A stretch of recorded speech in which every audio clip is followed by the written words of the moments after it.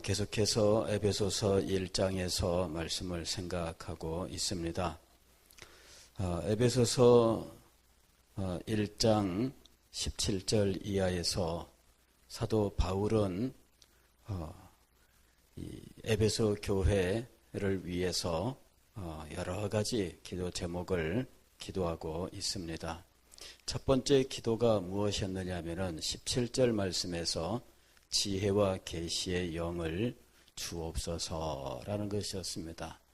에베소 교회를 위하여 먼저 기도한 것은 지혜와 계시의 영을 너희에게 주사 하나님을 알게 하시고, 하나님을 알기 위해서, 즉 하나님을 참되게 알기 위해서는 지혜와 계시의 영이 필요하다 하는 것입니다. 지혜와 계시의 영이란 성령을 말씀하는 것인데, 성령께서 하시는 일, 이것을 가지고 지혜와 계시의 영이라고 부른 겁니다. 즉 성령께서 하시는 일 가운데에서 특별한 통찰, 즉 지혜라고 하는 것은 지식과 달리 사물의 이치를 깨달아 아는 것을 말합니다. 그것을 통찰이라고 부르죠.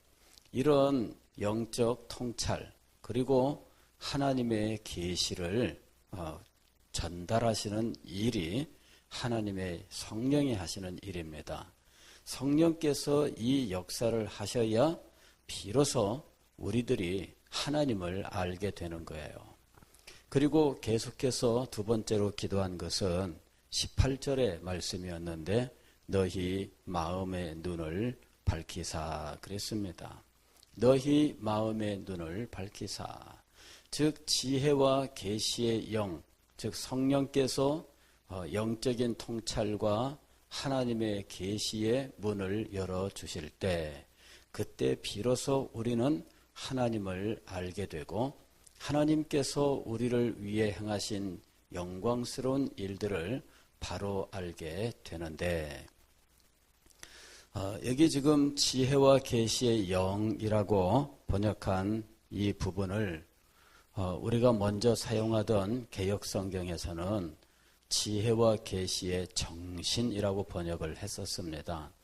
지혜와 계시의 정신을 너희에게 주사, 즉 우리의 정신 속에서, 즉 우리의 어떤 지성, 이것이 이런 하나님의 지혜에 속하는 어떤 영적 통찰을 갖게 하고, 그 다음에 계시를 알아들을 수 있게 하여, 이제 이런 의미를 전달하는 그 말로 번역을 했던 것이죠. 그런데 정신으로 번역한 말을 왜 영으로 번역했느냐?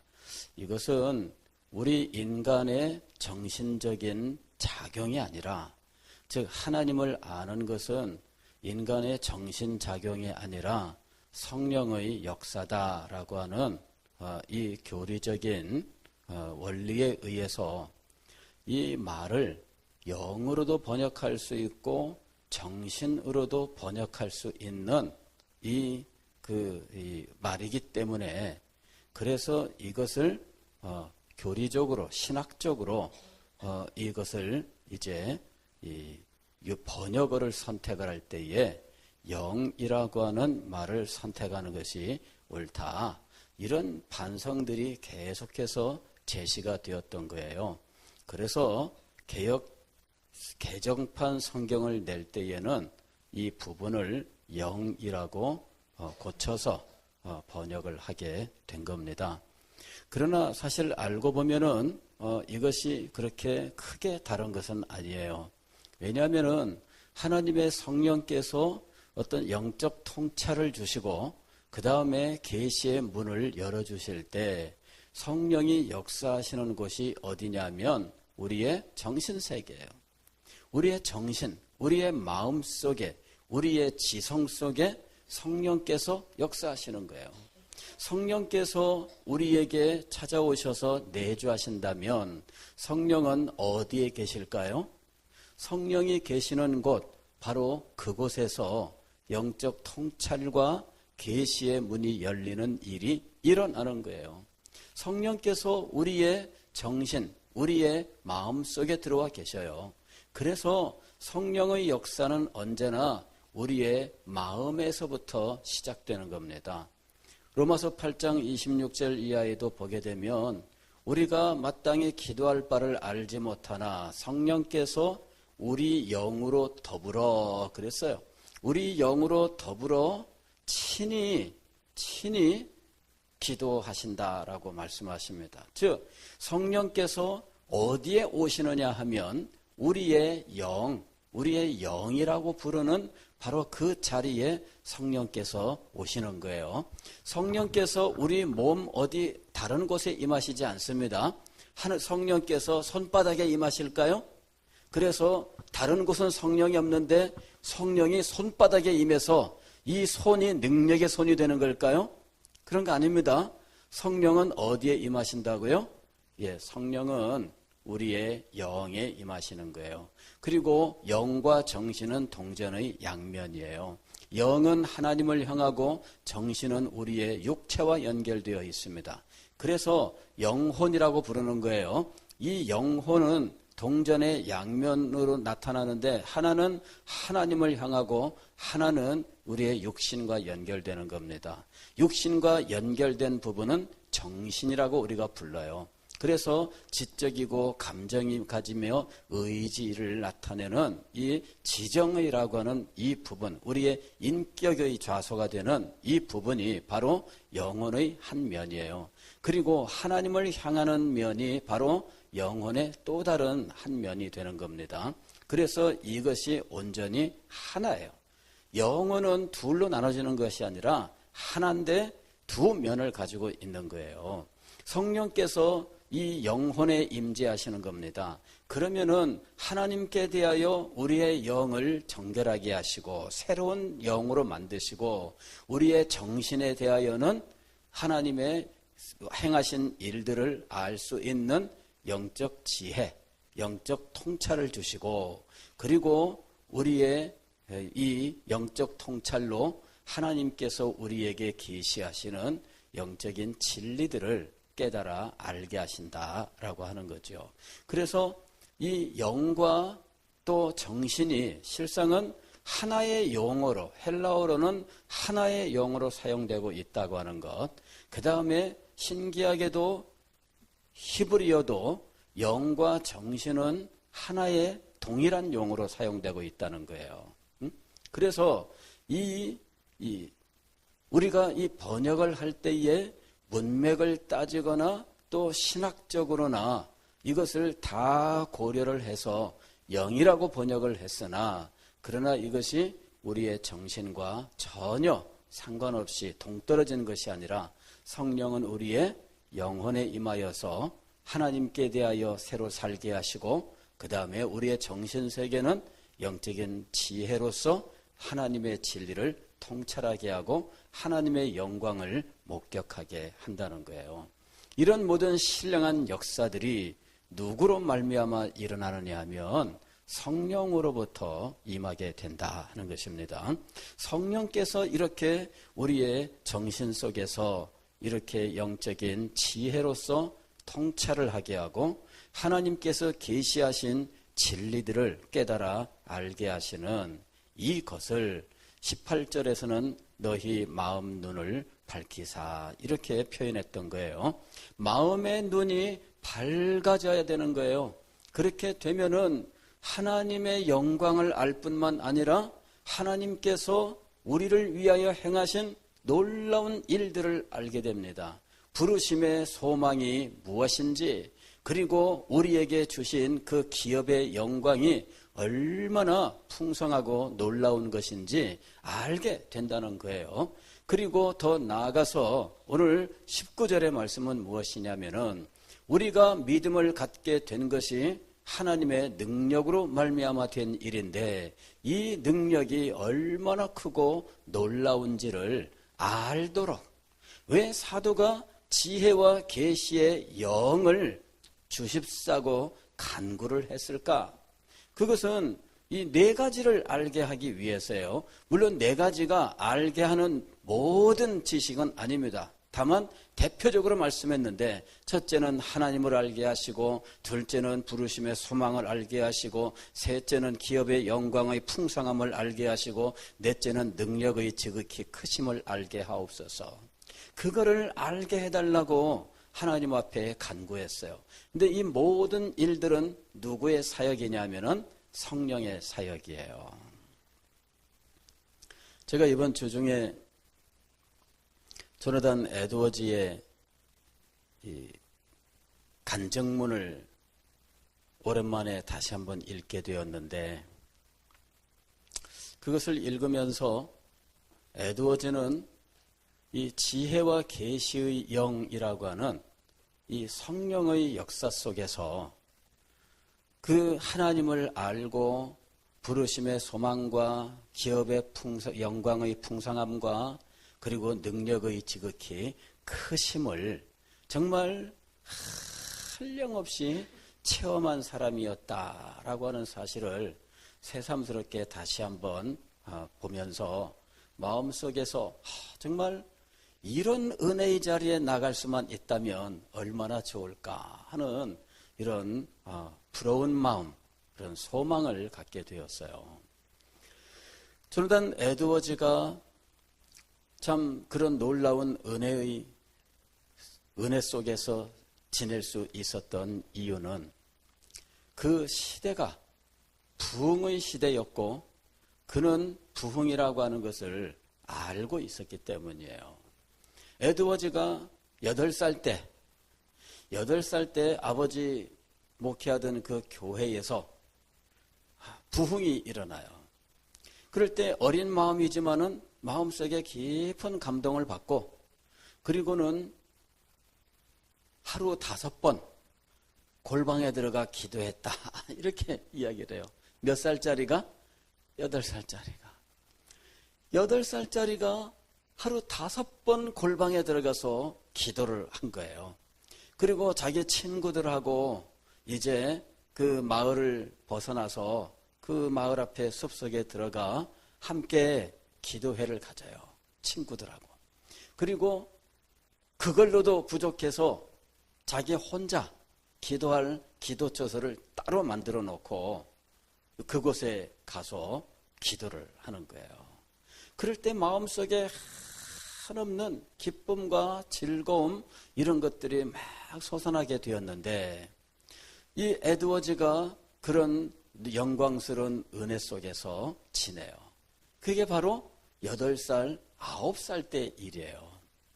그리고 13살에 예일대학교에 입학을 하게 되는데, 이 졸업반이 되었을 때 그는 자기의 나태한 이 삶에 대해서, 그리고 자기 마음속에 있는 이런 죄악들에 대해서 그는 정말 자기의 영적인 문제를 놓고 하나님 앞에서 이제 내가 이렇게 살아서는 안 된다라고 하는 자각을 하게 돼요.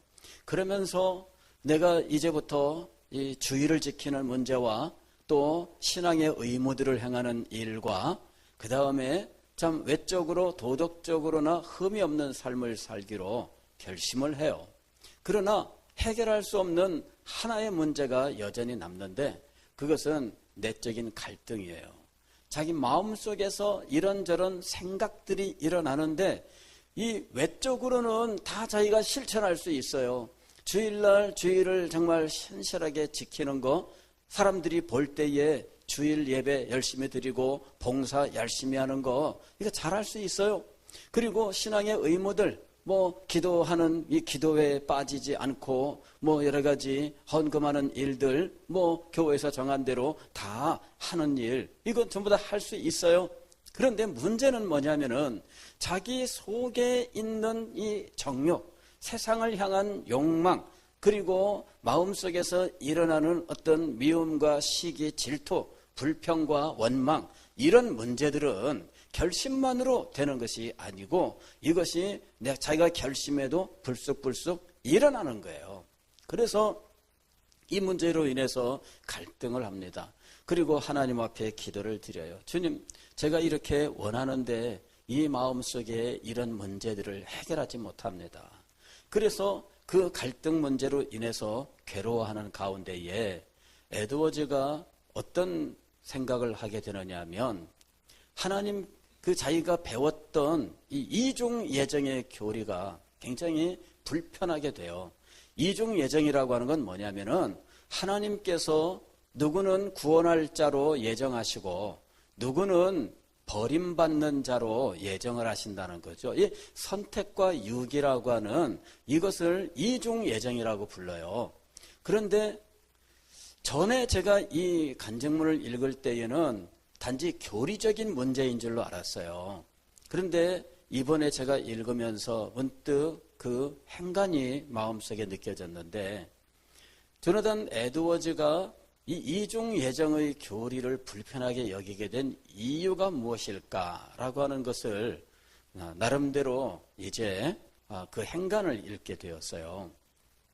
단지 교리적인 문제에 대한 것이 아니었어요. 현실적인 자기의 문제였어요.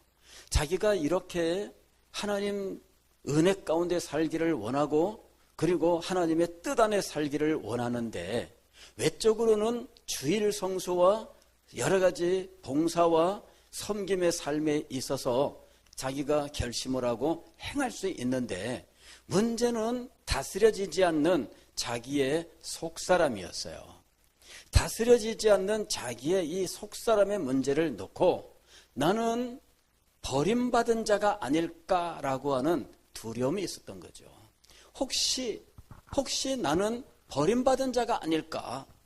그런 생각이 드는 거예요. 그렇지 않다면 왜 내가 이 마음속에 이 속사람의 이 문제를 해결하지 못한 채 이 갈등 속에서 괴로워하고 고통스러워하는가? 나는 버림받은 자가 아닐까? 이런 생각이 자기의 마음속에 계속 드는 거예요. 우리들 가운데에도 그런 생각 갖는 분들이 있어요. 왜 안 될까? 왜 안 될까? 이건 내가 버림받았기 때문이 아닐까? 이런 생각을 하는 거죠. 에드워즈가 그런 마음을 가졌어요.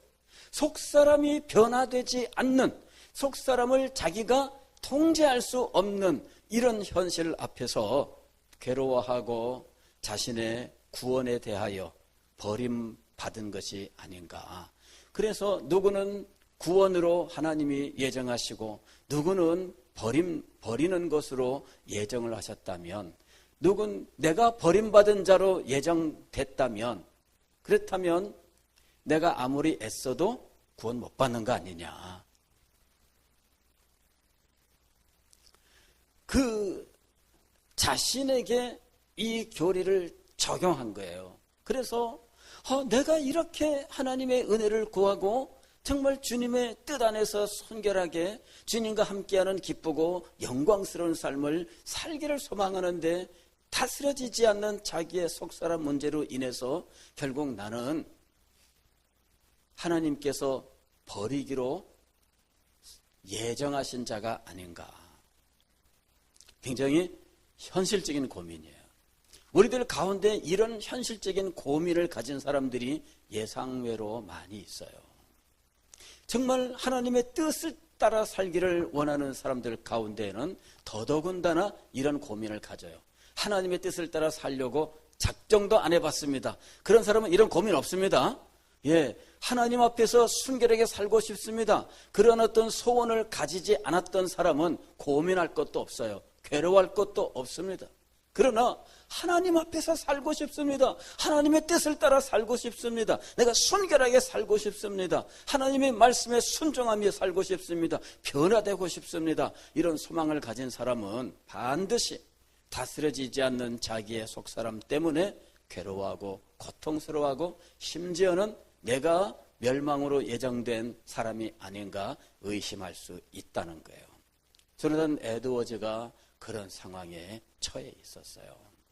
그런데 계속해서 본인이 하나님 앞에서 괴로워하는 가운데 어느 날 마음속에서 자연스럽게 이 버림받음에 대한 이런 의심이 사라지면서 하나님께서 주권적으로 선택하시되 이것이 자기에게 이제 은혜로서 적용되는 이런 마음의 상태가 돼요. 그러면서 이중 예정의 교리에 대한 불편한 마음이 사라지고 하나님의 주권에 대하여 순복하는 마음이 되는 거예요. 그런데 어느 날 성경을 읽었어요. 성경을 읽다가 디모데전서 1장 17절 말씀에 도달하게 되었는데, 영원하신 왕 곧 썩지 아니하고 보이지 아니하고 홀로 하나이신 하나님께, 그 사도 바울이 자기 자신이 교회를 핍박하고 그리스도의 대적자가 되었음에도 하나님의 은혜로 자기를 사도로 삼으신 일, 이것이 하나님의 주권적인 일이었다라고 하는 사실을 고백하면서 영원하신 왕 곧 썩지 아니하고 보이지 아니하고 홀로 하나이신 하나님께 영광과 존귀가 있을지어다. 그렇게 송영, 즉 찬양의 기도를 드리는 그 장면에서 갑작스럽게 조나단 에드워즈에게 놀라운 은혜가 임하게 되는 거예요.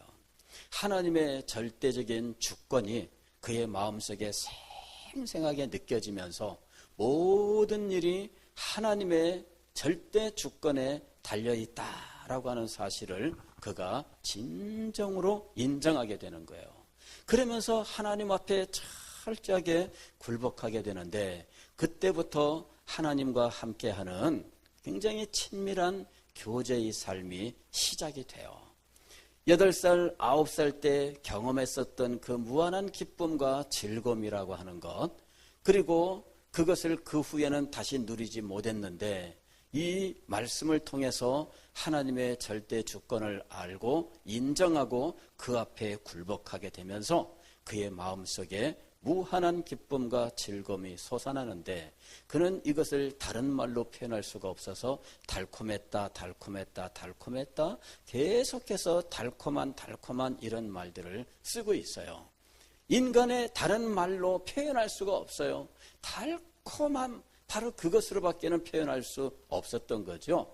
그러면서 하나님과의 연합, 그리스도에 대한 사랑, 그리고 천국에 대한 소망, 하나님의 나라가 이 땅에 창대케 되는 것에 대한 간절한 소망으로 기도하게 되었는데, 주님께서 이 조나단 에드워즈와 함께 하시면서 그에게 정말 영광스러운 것들을 보여주고 깨닫게 하시고 소망하게 하시고 이것을 위해서 기도하게 하셨던 거예요.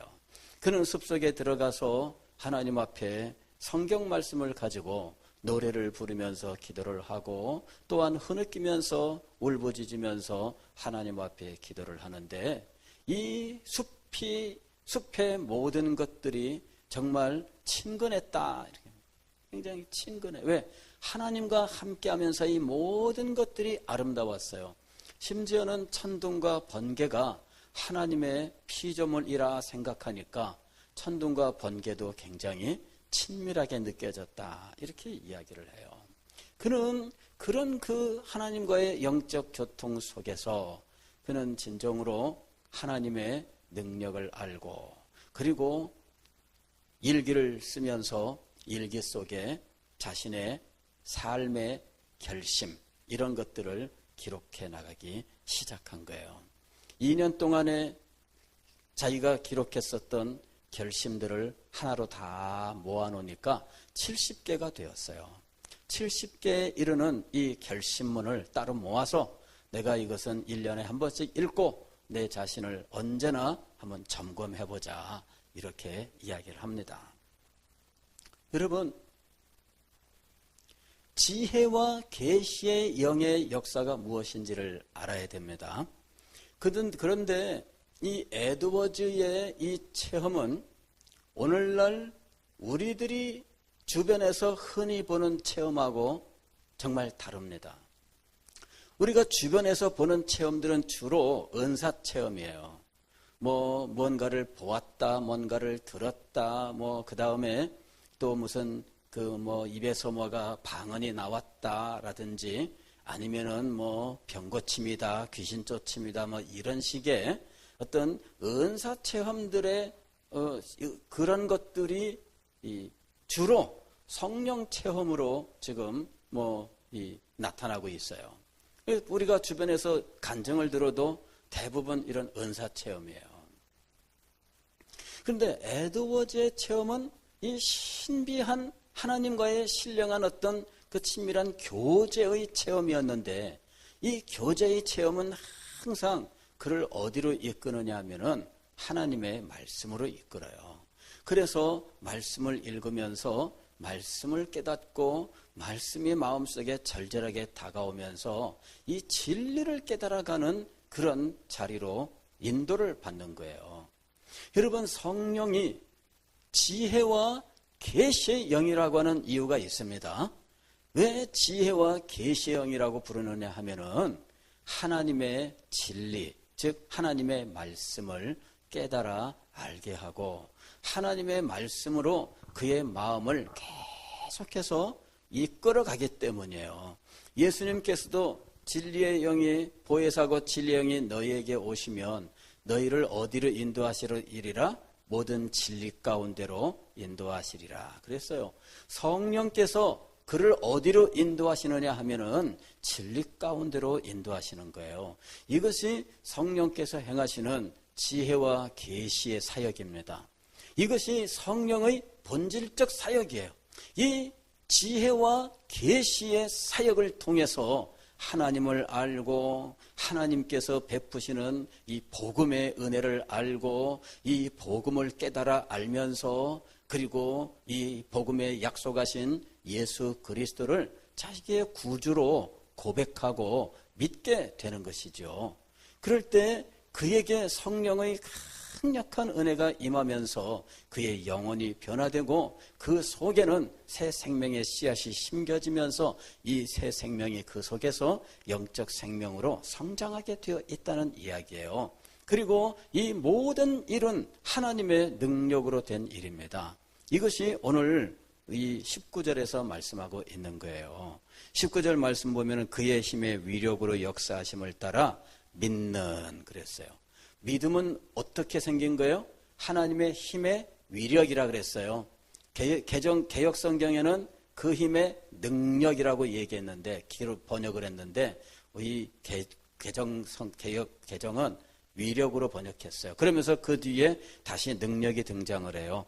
믿는 우리에게 베푸신 능력의 지극히 크심이 어떠한 것을, 즉 하나님의 능력으로 우리에게 믿음을 주신 거예요.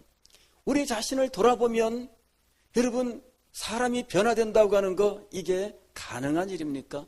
그 사람의 성품이 변화되고 그 사람의 존재가 변화된다는 것이 가능한 일입니까? 우리의 타락한, 우리의 부패성, 우리의 완악함과 완고함, 그 패역함을 돌아보게 된다면, 우리의 영적 무지를 돌아본다면, 우리 속에서 결코 변하지 않는 이 본성의 악함을 생각해 본다면 여러분, 어떻게 이것이 변화될 수 있습니까? 하나님의 능력으로만 가능한 일이에요. 그런데 그 능력이 어느 정도로 대단하냐 하면 20절에서 이야기하는데 그 능력이 그리스도에게 역사할 때 그리스도를 죽은 자 가운데서 다시 살리셨어요.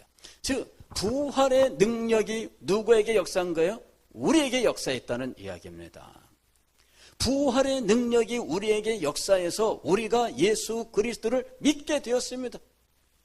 여러분, 이 놀라운 사실은 성령께서 지혜와 계시, 즉 영적 통찰과 진리를 깨닫게 하시는 이 사역을 우리에게 행하실 때 우리의 정신이 새로워지고 마음 눈이 밝아지면서 이런 모든 영적 도리와 원리들을 깨달아 알게 되고, 그러면서 하나님과 함께 교제하는 그 영광스러운 삶, 그 기쁘고 즐거운 삶, 이 에드워즈가 달콤했다라고 말할 수밖에 없는 그러한 놀라운 일들이 그의 마음속에서 일어나게 되는 거예요.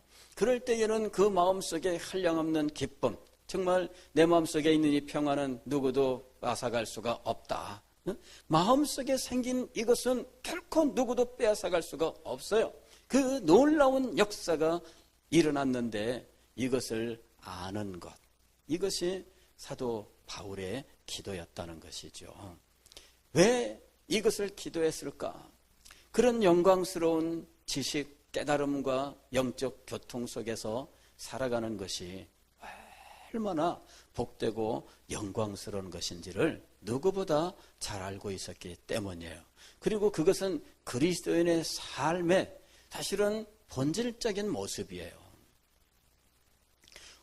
여러분, 베드로 사도가 너희가 예수를 보지 못하였으나 사랑하는도다. 이제도 보지 못하나 믿고 말할 수 없는 영광스러운 즐거움으로 기뻐하니 라고 말했을 때 그것이 성도들의 신앙의 모습이에요. 이런 영광스러운 일들이 오늘 우리에게 있어야 돼요. 그런데 우리는 이런 일들이 있는 줄도 모른다면 얼마나 불쌍하겠느냐 하는 거죠. 이것을 아는 것이 중요해요. 이것을 아는 것이 중요해요. 제가 이 어거스틴이라고 하는 분의 그 고백록을 쭉 보면서 이분이 비록 놀라운 은혜를 받고 고대 교회에서 정말 한 획을 긋는 아주 하나님께 쓰임받은 위대한 하나님의 사람이지만 그러나 이 사람의 삶은 전반 33살까지의 삶은 각박하기 짝이 없는 삶이에요. 하나님을 떠나고 그리스도를 떠나 자기 마음대로 자기의 뜻을 세우는 삶을 살아가려고 하고 그리고 인간의 이 지성을 통해서 하나님을 알기를 원했고 그래서 철학 공부를 하고 그 다음에 종교 철학에 빠지고 이러면서 방황을 했는데 그가 나중에 하늘의 영광을 힐끗 들여다보는 체험을 했다고 말을 하지만 그러나 조나단 에드워즈와 비교할 때 영적 체험에 있어서 전혀 비교할 수가 없습니다. 왜 그럴까? 어거스틴은 예를 들면 돌아온 탕자예요. 그래서 그가 탕자로서 살아가던 그 삶이 무슨 기쁘고 즐겁고 영광스러운 삶이겠어요. 나중에 돌아와서 아버지 품에 안겼을 때에 너무나 놀라운 은혜 가운데 들어가기는 했지만 그러나 그 이전의 삶은 보잘것 없어요. 그런데 조나단 에드워즈는 누구냐면은 그 탕자의 비유에 셋째 아들은 등장하지 않습니다. 셋째 아들이 있나 없나도 몰라요. 다만 저는 셋째 아들을 좀 넣고 싶어요. 첫째 아들은 뭐예요? 아버지랑 늘 함께 있었지만 아버지와 친밀한 교통은 없어요. 아버지를 율법적으로 대해요. 그래서 아버지는 왜 나한테 아무것도 안 해줍니까? 이러는 거예요.